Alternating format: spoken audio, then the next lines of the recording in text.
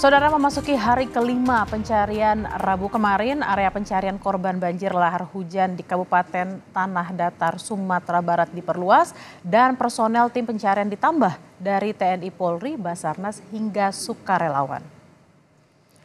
Selain penambahan personel, pencarian juga melibatkan 2 anjing pelacak dan menggunakan drone. Selain pencarian, hari ini Pemkab juga memaksimalkan proses pembersihan kawasan terdampak dari material sisa banjir lahar hujan. Batalion Marinir, satu batalion Marinir, 1 batalion TNI AD, 1 batalion Polri, dan juga Basarnas relawan ada 4 batalion kita siapkan hari ini untuk dalam pencarian. Untuk alat berat sampai saat ini tentu kalau ada yang masih ingin membantu kami menerima, tapi saat ini yang ada kami maksimalkan. Ya, masih ada rumah penduduk yang belum juga bisa kita keluarkan dari lumpur.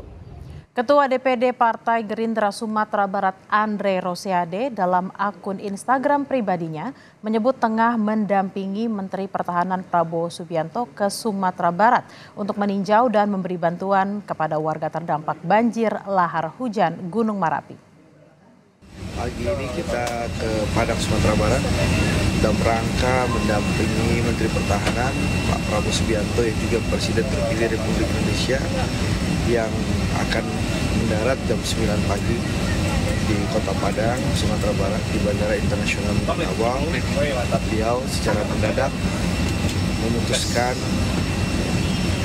ke Sumatera Barat dalam waktu pulang ke Indonesia setelah melaksanakan kunjungan kerja di Abu Dhabi dan juga Doha. Beliau memutuskan untuk datang ke Sumatera Barat karena melihat adanya bencana alam di Sumatera Barat.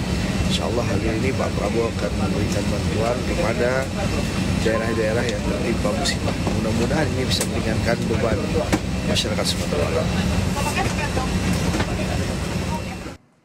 Saudara, hari ini Kepala BMKG, PVMBG, dan pihak dari PUPR meninjau beberapa aliran sungai di sekitar Sumatera Barat untuk mengetahui apa saja upaya yang akan dilakukan pihak terkait guna mencegah bencana lahar hujan susulan.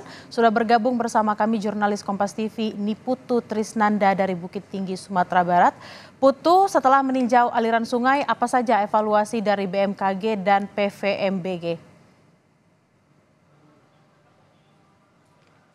Ya, selamat siang, Tili dan juga saudara. Memang kalau melihat bagaimana tinjauan dari BMKG ini memang fokusnya itu khususnya mengenai cuaca dan juga kondisi di hulu sungai. Tadi berdasarkan tinjauan kurang lebih melalui pantauan udara dengan menggunakan heli selama kurang lebih 30 sampai dengan 45 menit berada di utara, memantau kurang lebih ada 25 aliran sungai begitu ya yang ada di kawasan Sumatera Barat. Ini memang permasalahannya adalah di hulu sungainya sendiri dari Gunung Marapi masih ada banyak material vulkanik yang bercampur juga dengan batu-batuan besar, kemudian longsor ini juga terjadi di beberapa titik dan itu juga tentu menambah jumlah material yang ada di hulu sungai. Tidak hanya itu, selain batu-batuan, kemudian tanah longsor, kemudian ada juga pohon-pohon besar yang terangkut dan tertahan oleh bendungan alami yang memang terbentuk di area hulu. Tapi bukan berarti baik karena menurut pantauan dan juga diskusi yang dilakukan antara Kepala BMKG, kemudian juga ada dari ahli vulkanologi yang tergabung dalam lembaga PVMBG, kemudian juga dari PUPR, ini menyebut tinggal menunggu waktu saja. Jika jumlah ataupun debit air ini tidak diatur, kemudian juga tidak dipecah begitu, nanti akan bisa menyebabkan muatan-muatan tersebut turun dengan kecepatan tinggi mengarah ke area-area di sekitar Gunung Marapi. Sehingga yang tadi disimpulkan oleh Kepala BMKG sebetulnya selain early warning system dari sisi cuaca terkait dengan jumlah curah hujan, kemudian juga bagaimana situasi awan dan kecepatan angin yang terjadi di langit begitu ya yang dipantau melalui satelit, ini juga diperlukan early warning system di sungai. Jadi ada beberapa sensor begitu secara sederhana saya jelaskan Tili dan juga saudara yang dipasang di hulu sungai dan juga di beberapa muara-muara atau aliran sungai sehingga nanti ketika ada debit air yang besar ataupun juga membawa material-material yang besar ini bisa kemudian dibaca oleh sensor tersebut dan memberikan informasi kepada pihak-pihak yang berjaga di area aliran sungai dan bisa melakukan evakuasi ataupun juga keputusan-keputusan lain bagi masyarakat yang ada. Jadi ini salah satu rekomendasi yang nanti akan disampaikan dalam rapat koordinasi yang akan digelar sore hari ini antara Kepala BNPB, kemudian juga seluruh pejabat mulai dari BMKG, PVMBG sampai dengan PUPR dan juga tentu saja pejabat daerah, bahwa salah satu rekomendasi yang akan diberikan adalah pemasangan atau pembangunan early system warning yang ada di area hulu sungai. Tili. Putu, terkait curah hujan yang masih tinggi di Sumatera Barat, apa langkah yang akan dilakukan BMKG untuk mengantisipasi banjir lahar hujan susulan? Tentu modifikasi cuaca ini dilakukan, bagaimana kemudian tadi juga sudah disepakati modifikasi cuaca dilakukan dari tanggal 15 Mei sampai dengan tanggal 19 Mei 2024. Tetapi kalau memang dibutuhkan untuk kemudian membantu bagaimana proses pencarian ataupun juga renovasi, maka modifikasi cuaca ini masih bisa dilakukan. Berikut pernyataan lengkap dari Kepala BMKG Dwi Korita Karnawati. Sumatera Barat ini adalah wilayah yang hampir sepanjang tahun hujan. Musim kemarau pun akan hujan. Jadi tidak mempunyai musim kemarau yang kering gitu ya. Artinya selama di atas masih ada tumpukan sedimen, pohon-pohon yang tumbang, ya, tumpukan tanah dan hujan mengguyur di atas.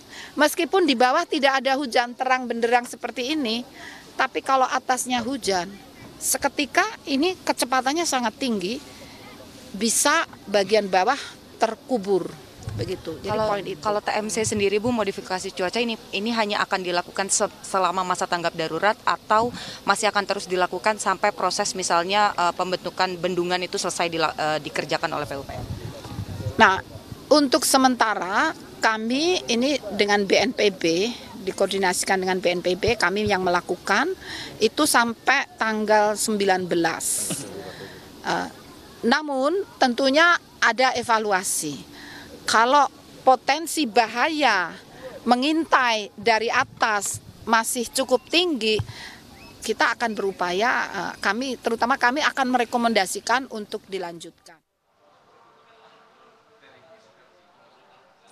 Ya, jadi kalau melihat bagaimana kemarin contohnya saja dari pihak BMKG ini melakukan 2 kali sorti atau 2 kali penerbangan dengan menebar masing-masing tiap sortinya minimal ini membawa 1 ton garam yang kemudian disebar, dan ini cukup efektif. Bagaimana kemarin memang tidak turun hujan, tapi kalau melihat bagaimana situasi hari ini pada tanggal 16 Mei 2024 kami catat di beberapa wilayah, baik itu di titik saya melaporkan saat ini di Bukit Tinggi, kemudian di Tanah Datar, di Padang Pariaman dan juga di Agam yang merupakan titik-titik yang sebetulnya kemarin menjadi lokasi yang mendapatkan dampak terparah, ini kembali turun hujan dengan curah yang juga cukup tinggi. Tentu saja ini menjadi catatan bagaimana kemudian BMKG bisa kembali melakukan modifikasi cuaca agar efeknya ini berlaku seperti kemarin, tidak turun hujan, tidak ada longsor ataupun juga banjir lahar dingin susulan, sehingga proses evakuasi ataupun juga pembersihan hilir sungai ini bisa dilakukan, pembersihan jalan bisa dilakukan, jadi masyarakat ini juga bisa beraktivitas dan bisa menuju ke titik yang juga tentu saja aman. Tili. Evaluasi yang diperoleh pihak PUPR terkait mitigasi bencana seperti apa?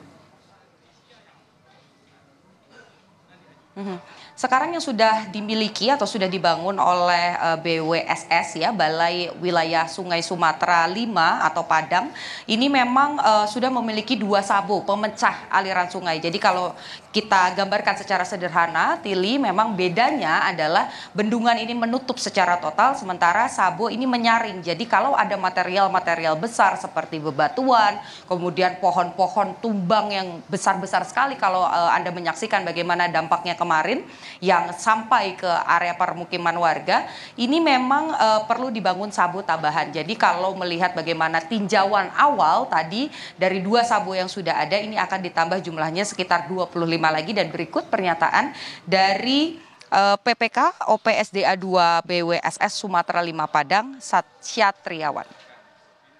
Kalau dari peninjauan kemarin itu kita butuh 25 lagi. 25. Satu unit sabo ditambah di Bangkahan dan Malana tadi 2 sabo. Jadi 27 totalnya nanti ya. 20. Masing-masing sabu itu akan kapasitasnya berapa Pak? Kan kalau yang udah ada ini kurang dari 30.000 kubik. Ya, ini akan dikaji lagi nanti di desain ini karena ya kelihatan dengan yang kita bangun ini kan cuma 30.000 ya, dibilang tidak bermanfaat ya sangat bermanfaat sebetulnya. Tapi untuk ke depan mungkin akan tampungan akan lebih besar, ditingkatkan, kapasitasnya akan kita tingkatkan.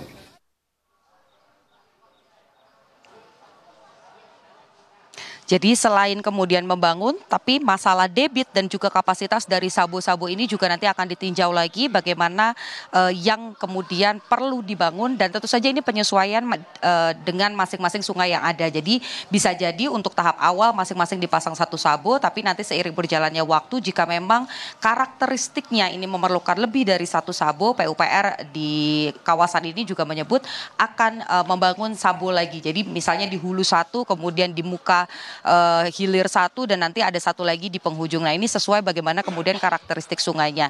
Nanti selain dari rombongan BMKG dan juga PVMBG dan juga PUPR yang tadi sudah mengudara terlebih dahulu sekitar pukul 9, rombongan BNPB ini juga akan ikut terbang menggunakan heli untuk melihat bagaimana tinjauan udara dari sekitar kawah dan juga area-area lain karena nanti di rapat koordinasi ini juga salah satu pembahasannya adalah mengenai soal relokasi. Kita mencari bagaimana tempat yang paling aman, jarak yang paling aman dari Gunung Marapi supaya masyarakat bisa beraktivitas, masyarakat kemudian juga bisa melakukan aktivitas perdagangan ataupun juga mengurus sawahnya masing-masing, tetapi bukan di wilayah yang berbahaya. Tili, kembali ke Anda di studio. Baik, sudah ada evaluasi, kemudian juga ada rencana relokasi, juga ada early warning system dan juga modifikasi cuaca yang dilakukan agar bencana di Sumatera Barat bisa segera teratasi. Terima kasih jurnalis Kompas TV Niputu Trisnanda dari Bukit Tinggi, Sumatera Barat.